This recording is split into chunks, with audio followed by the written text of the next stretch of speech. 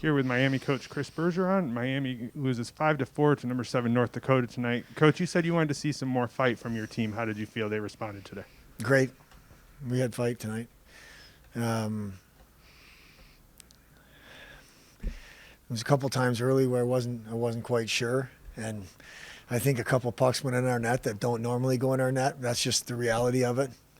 But our response, and I think for the most part, our fight and effort. With where we are right now, it's never going to be perfect. It's never going to be pretty. But we're looking for a resiliency, an effort, a compete level as we establish an identity from a on ice perspective.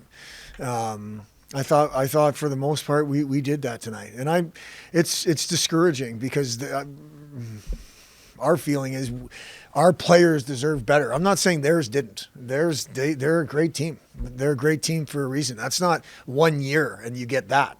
That's been years and years of that.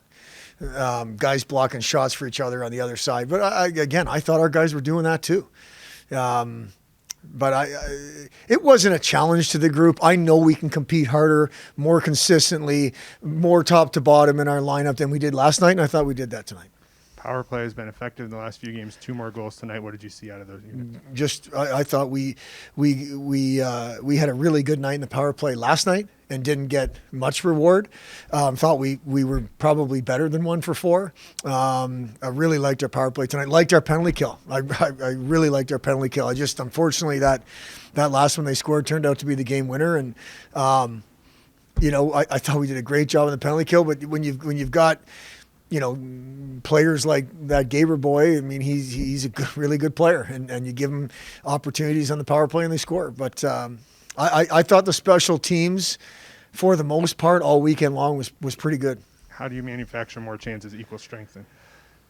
Well, I think, again, I go back to, and I don't want to be a broken record, but that's what I'm going to be, is it goes back to compete.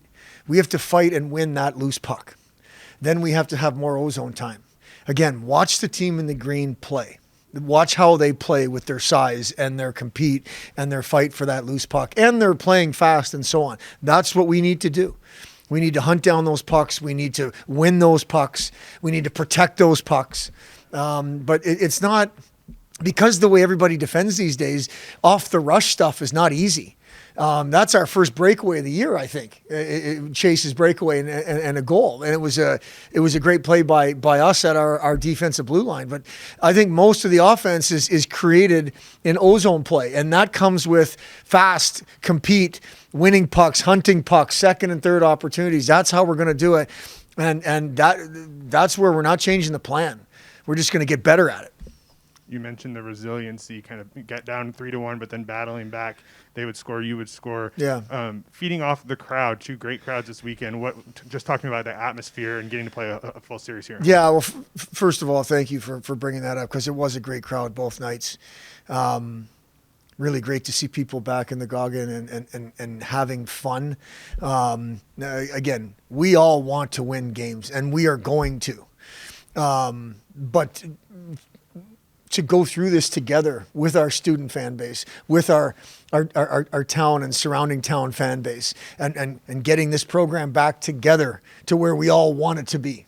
This isn't just about us. This is about us as a community. But it was I think a great weekend of college hockey. Again, unfortunately, the results didn't go our way. We are a work in progress when it comes to our team, but